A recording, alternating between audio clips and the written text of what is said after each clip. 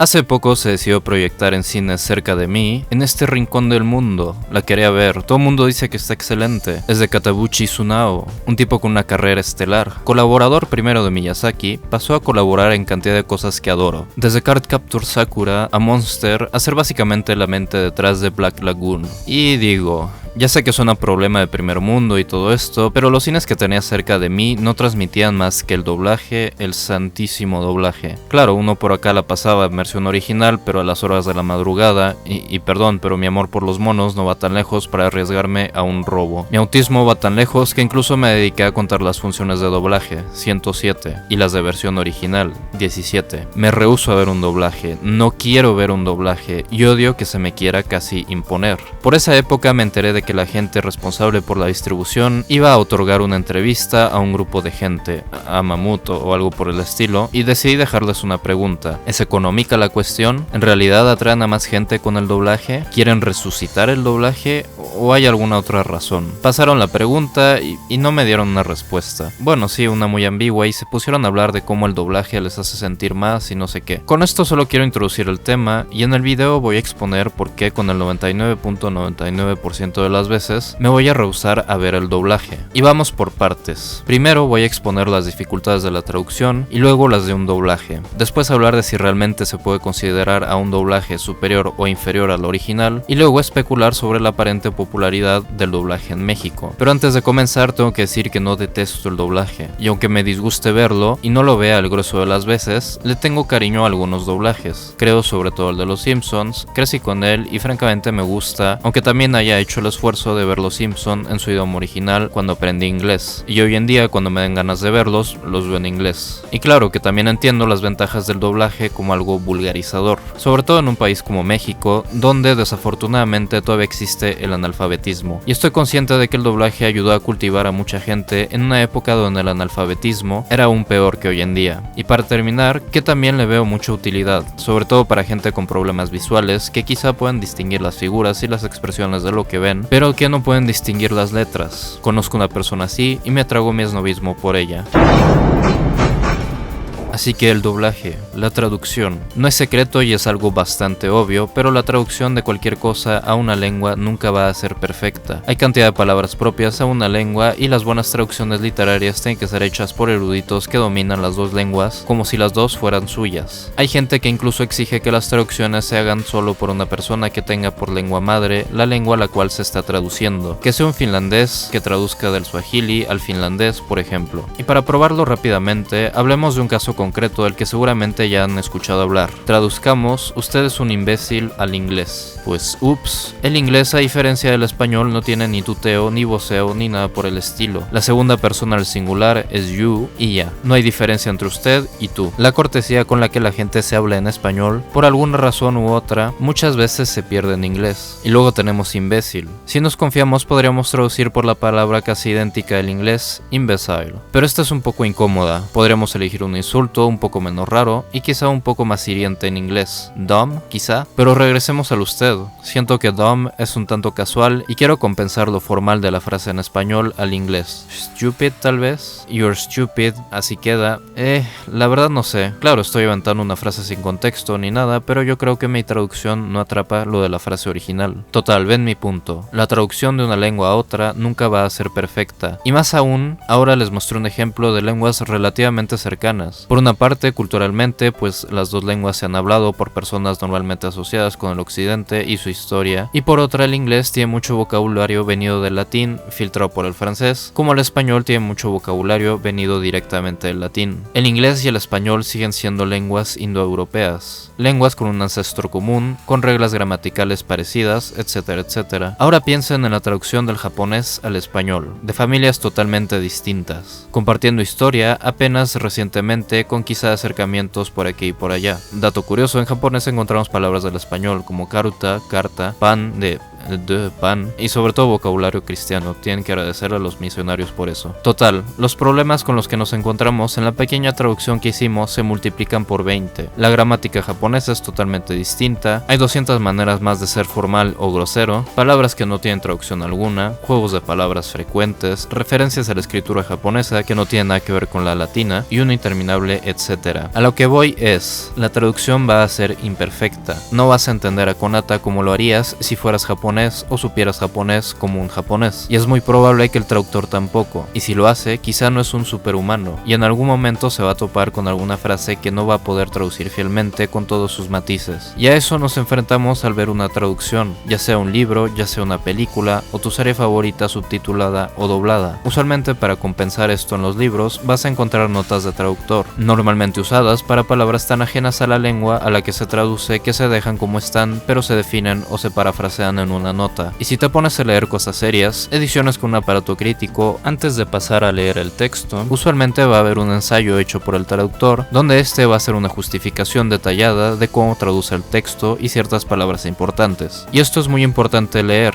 digo, si quieres entender lo mejor posible lo que lees, porque con la justificación casi siempre va a haber una descripción detallada de los conceptos que por brevedad traducen por una palabra que no puede ser la mejor, pero al menos te parafraseó la palabra original. Y esto está bien y todo, pero ¿qué con los subtítulos? La cosa con los subtítulos es que uno tiene un tiempo limitado para leerlos, a diferencia de un libro que uno puede leer a la velocidad que le plazca. Así que la cantidad de palabras en pantalla en cierto momento va a estar limitada. Para subtítulos en inglés, el máximo de palabras por minuto que pueden aparecer en pantalla es de 160 a 180. Supongo que en español la diferencia es mínima. Y convencionalmente el poner más de 3 líneas en pantalla es evitado. Para dar un ejemplo, Tatami Galaxy. Es común escuchar que la gente tiene problemas leyendo los subtítulos porque van muy rápido. No me voy a poner a cronometrar las cosas, pero apuesto a que es porque van a una velocidad un poco superior o ha de estar en el límite de la recomendada, pero no hay de otra. Los personajes hablan muy rápido y mucho. Igual con algunos pasajes de Bakemonogatari. Los personajes hablan tan rápido que a veces hay que violar esas reglas, aunque esto impida la comprensión a algunos espectadores que leen un poco lento. Pero además de esto también hay que tomar en cuenta los problemas que mencioné antes con la traducción. Pero en un subtitulaje profesional, a diferencia de los libros, el hacer notas de traducción está estrictamente prohibido, y hacerlo marca una falta de profesionalismo, pero se perdió algo. Para poner un ejemplo fácil, kotatsu. Esta es una mesa baja con un sistema de calefacción cubierta con una manta sostenida en su lugar con una tabla que la cubre. ¿Qué demonios vas a hacer cuando una palabra así te viene en los monos? Te puedes ir a la profesional y simplemente traducirlo como mesa, pero se perdió toda esta definición que acabé de mencionar. Y claro, puedes perder el profesionalismo y poner tu fansub para llenar la pantalla de notas de traducción. Y honestamente para algunas cosas de los monos no está tan mal. Yo he aprendido un par de cosas sobre la cultura y lengua japonesas gracias a estas notitas que mucha gente aborrece. Y de plano hay programas que necesitan de unas notas de traducción, Panipony Dash o Yoshiraku. Para la última, el fansub que utilicé para verlo, para cada episodio había que leer una entrada de un blog, y aún así creo que se perdía mucho el significado de los monos. Pero si es así, si la traducción nunca va a ser perfecta, ¿por qué ponerse anal sobre el doblaje? Porque si clasificamos los medios de traducción de acuerdo con lo preciso de su traducción, el doblaje queda en el fondo, en el más bajo y horrible fondo. Recapitulemos. La traducción nunca va a ser perfecta, pero en un libro tienes todo el espacio que quieras para explicar las cosas. En un subtitulaje, una de nuestras dos opciones para disfrutar cosas audiovisuales, excepto la cosa rara esa que hacen los rusos, vas a tener que enfrentarte a un tiempo máximo de lectura y notas de traducción que puedes poner si no te crees muy profesional.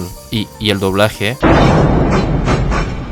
A diferencia del fansub, vas a tener que ser profesional. Y por ello me refiero a no tener la posibilidad de poner notas de traducción, obviamente. La gente que va a ver un doblaje no va a leer. Esto significa que, regresando a nuestro ejemplo del kotatsu, inevitablemente va a tener que traducir y doblar como mesa. No hay posibilidad de decir kotatsu, ni de poner una nota de traducción definiendo kotatsu. Y la versión profesional de las cosas usualmente va a requerir a lo que comúnmente se le llama localización, que es la práctica de traducir conceptos de otras lenguas y culturas a cosas más cercanas a la lengua y cultura a la que se traduce. Para citar el ejemplo famoso y ridículo, 4Kids y sus doblajes. These donuts are great. Jelly-filled are my favorite. Nothing beats a jelly-filled donut.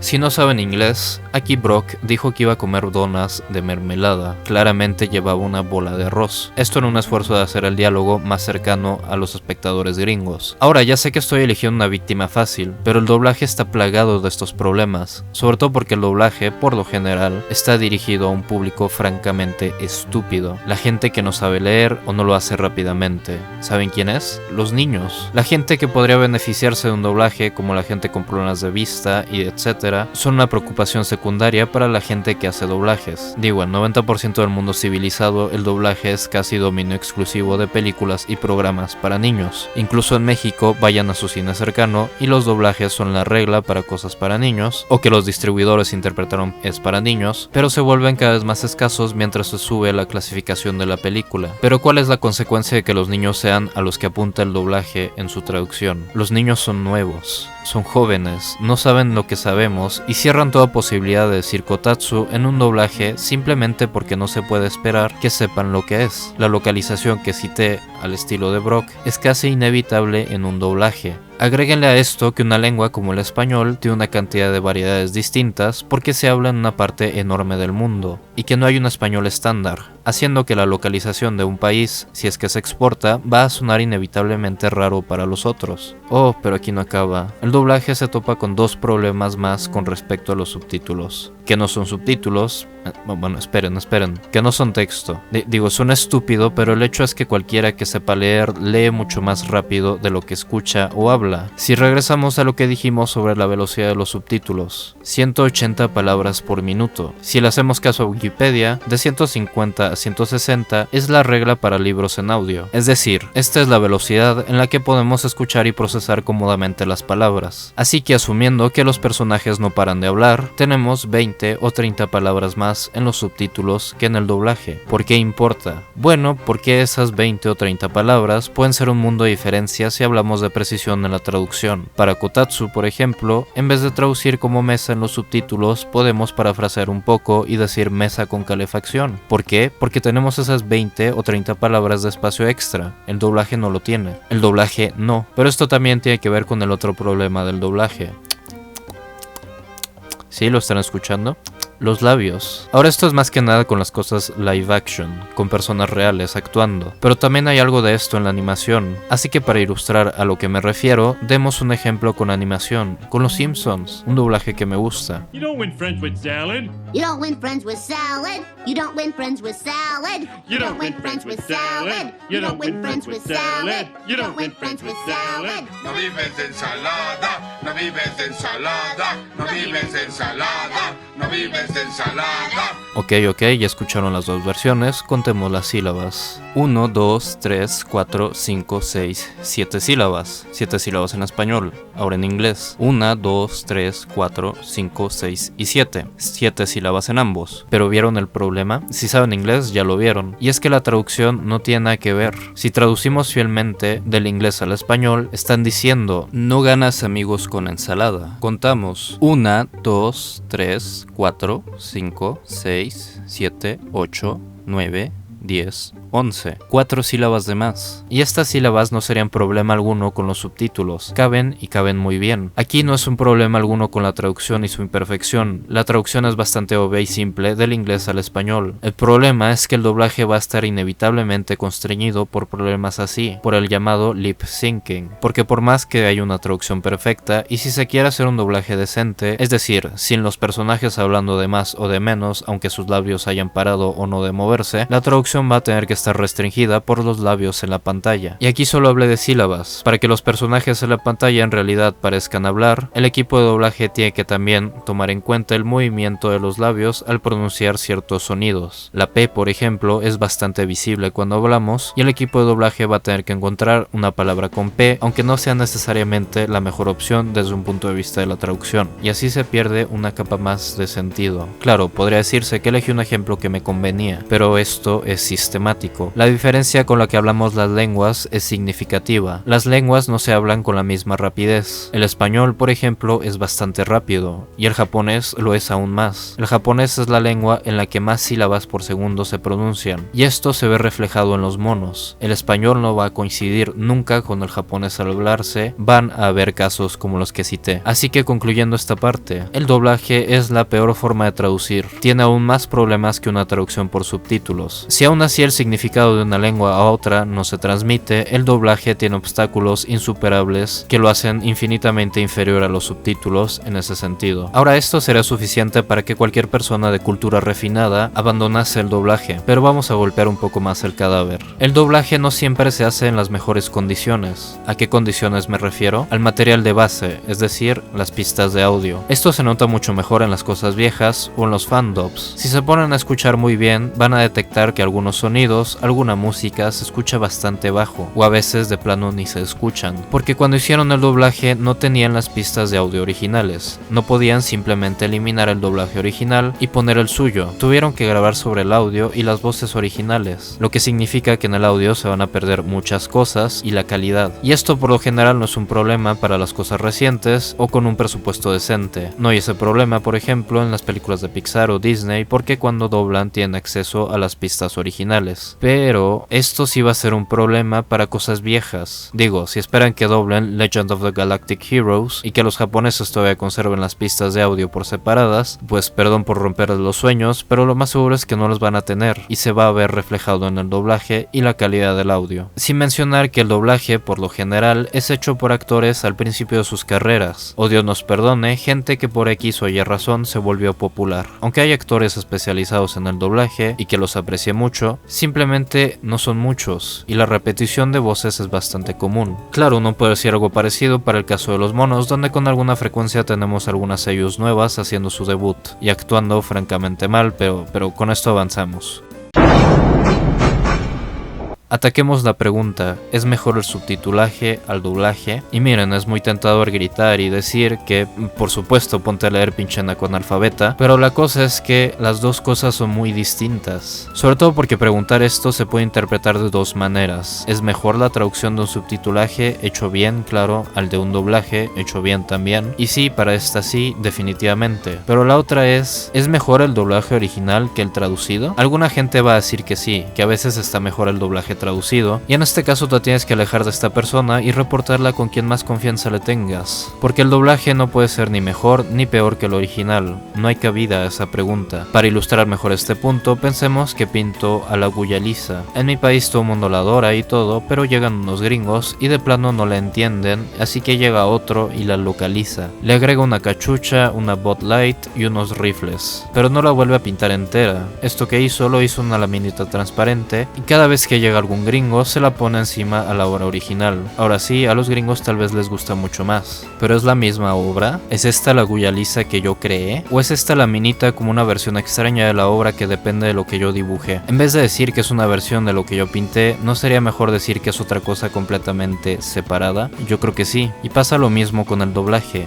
El doblaje es esa laminita con el sombrero, las chelas y los rifles. Ahora alguna gente puede decir que la laminita mejora la obra, pero estaré diciendo que sigue siendo la misma obra, cuando no lo es. Son cosas totalmente distintas. El doblaje es como un collage de partes del original pegadas con lo que decidieron agregarle los del doblaje. Te lo dan con el mismo nombre, te dicen que es lo mismo pero traducido, pero no lo es otra cosa. No te puedes poner a pensar si es mejor la laminita a la obra entera, porque esta laminita está ahí sola y la obra original es totalmente independiente de la laminita. Creo que con esto me explico, pero sigamos. Porque alguna gente diría que, es que las actuaciones del doblaje son mejores que las originales. Pero aquí recordamos un poco mi video sobre la crítica. La actuación de los actores del doblaje original es tan parte de lo que estás viendo como lo puede ser una pincelada de la Guya Lisa, suponiendo claro que el director tiene todo el control. Y la cosa con las pinceladas es que el pintor que las puso ahí sabe por qué las puso ahí. Tiene un propósito y sería extremadamente presuntuoso y pedante que un tipo que se haya dicho que entiende mejor las obras que sus pintores llegara a un museo con su pincel a mejorar las cosas cosas. Nadie puede pretender interpretar o entender mejor las cosas que la gente que las hizo. Imagina en un momento que digo gato al señalar un perro. ¿Me equivoqué? ¿Cómo saben que no lo dije irónicamente o que estaba señalando un gato detrás de él? La interpretación, por excelente que pueda ser, difícilmente puede ser algo que digamos con una certeza absoluta, simplemente porque no es posible leerle la mente a la gente. El único que tiene acceso directo a los pensamientos que quiere expresar, ya sea con la Guya Lisa, con una frase o con un anime hecho en conjunto con sellos, animadores y demás, es el autor. Pero supongamos que en realidad se equivocó, pues es su problema. Si el director de la obra original no corrigió a los actores en su momento o eligió actores malos y así se queda, es su problema y va a ser un defecto de la obra. Y claro, te puedes poner a ver la versión doblada por gusto, pero no puedes juzgar nada más que el doblaje, nada más que la interpretación del equipo de doblaje sobre las pinceladas de una obra. No puedes decir, ejeje, Los Simpsons son una porquería, si solo has visto el doblaje. Y suena obvio, pero he visto a gente que se siente crítica o reseñadora, pero que usa el doblaje para juzgar las cosas, que no ha visto la versión original y aún así se siente con el derecho a gritar pestes o virtudes de lo que vio. Es como si un crítico gringo de arte se parara frente a la Guya Lisa, pero solo ha visto la versión de la laminita y dijera,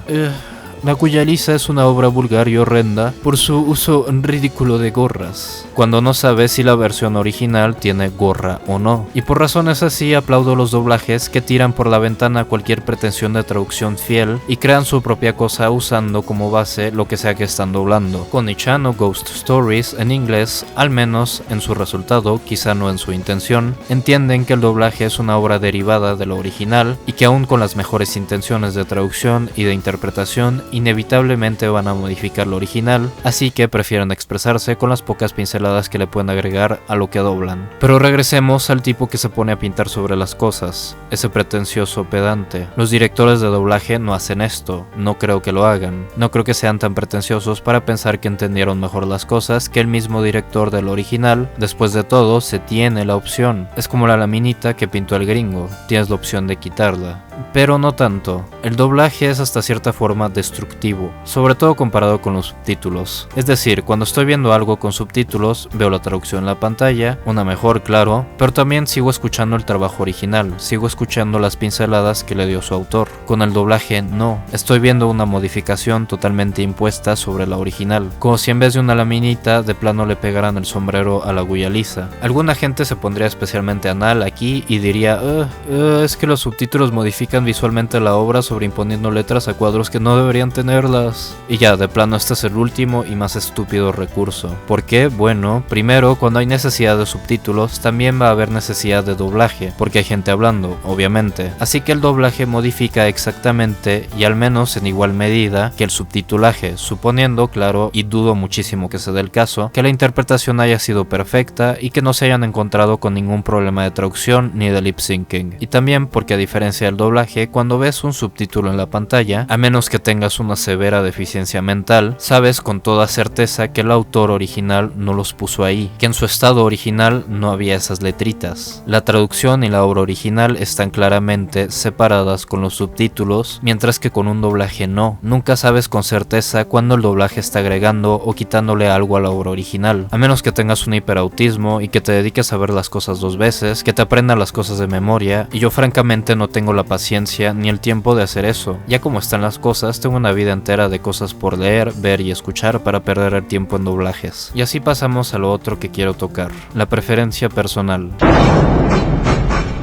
Porque al final de cuentas, si el doblaje es una cosa por separada que no puede ser mejor o no del original, porque depende de este, pues lo que queda es la preferencia personal y el por qué ves las cosas. Porque la gente que prefiere ver los doblajes tiene razones y por lo general son muy personales. Es que no pueden leer lo suficientemente rápido, que no pueden ver lo que pasa porque están leyendo en el fondo de la pantalla, porque sienten más la emoción en su idioma, que porque solo lo ven para relajarse y entretenerse, pero leer no los deja, etcétera, etcétera. Pero yo también las tengo, le doy importancia a la traducción y prefiero tener una experiencia lo más cercana a lo original posible. Nunca he tenido problemas de lectura y me puedo relajar viendo subtítulos mientras veo el resto de la acción cómodamente. Y porque me gusta ser juzgón, y como dije, si viera solamente el doblaje no podría hacerlo. Tendría que ver las dos cosas y francamente me importa muy poco cómo demonios el director del doblaje interpretó tal o cual cosa. Me importa lo original y ya. Tampoco entiendo esto de sentir más en tu idioma. Creo Creo que las inflexiones de voz y los sentimientos que estos pueden transmitir no son tan ajenos entre las lenguas que sea imposible empatizar si se escucha a alguien en alguna lengua extranjera. Una versión un poco ajena, pero no totalmente a esto, es que conforme uno aprende japonés, se va uno dando cuenta que las voces son extremadamente ridículas y que la actuación es mala, que el doblaje no es tan malo comparado con lo original, pero vamos, creo que cualquiera se da cuenta de lo tremendamente ridículas y poco naturales que son las voces. No necesitas saber japonés para eso, si no ponle a tu padre un episodio de Kamichu y pregúntale. Obviamente no te vas a encontrar a ninguna japonesa que hable como Akari, pero a mi gusto es parte del encanto de las monas, un encanto que en los pocos doblajes que he visto no está presente. Siempre parecen perderlo en algún esfuerzo de hacer las voces naturales. Que bueno, claro, siempre hay una voz original, exagerada y fea por ahí. Digo, perdona Uchidaya, aprecio mucho su trabajo y su Kaban-chan me encantó, pero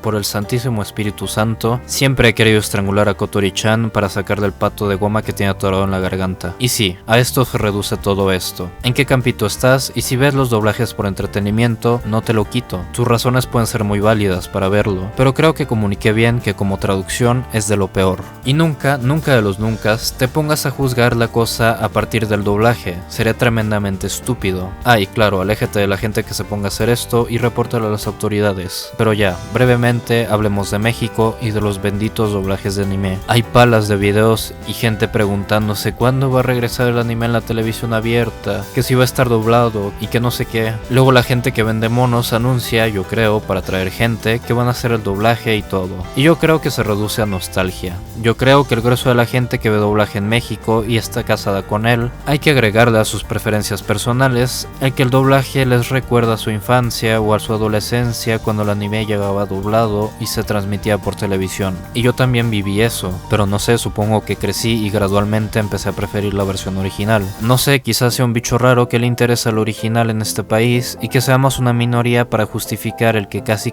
el doblaje se te imponga. Pero vamos, creo que dar la opción es lo mejor. Total, ¿con qué acabo? Pues ve el doblaje si te gusta, no te lo quito, pero quizá dale la oportunidad a lo original. Sería una oportunidad para expandir tus horizontes culturales y tal vez leer un poco más rápido. Y si de apreciar se trata, el subtitulaje es la mejor opción que tenemos a la mano, aunque a veces estos también pueden ser malos, Yo, en lo personal, no le veo ninguna razón para tragarme el doblaje y la verdad, me gustaría que hubiera más gente como yo.